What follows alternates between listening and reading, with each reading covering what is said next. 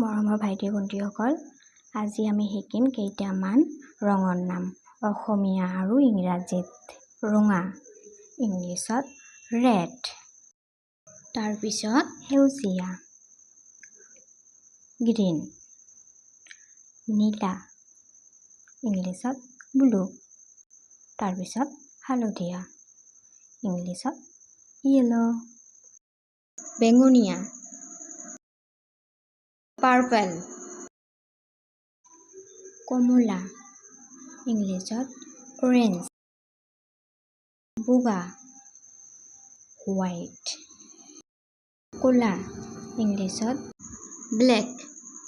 তাৰপিছত গোলপীয়া, পিংক।